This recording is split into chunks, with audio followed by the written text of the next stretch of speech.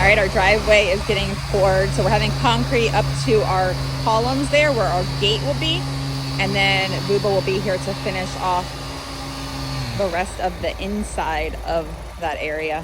They'll be here next week. But this transition here, we will have a gate there.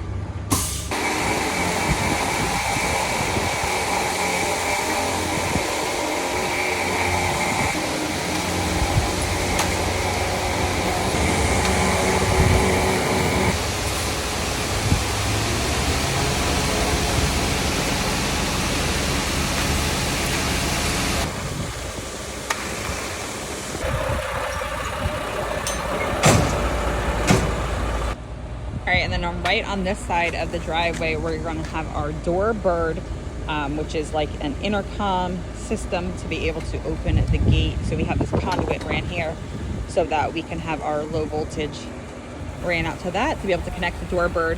We're also having that same system up by our front door there, just in case the gate is not in use.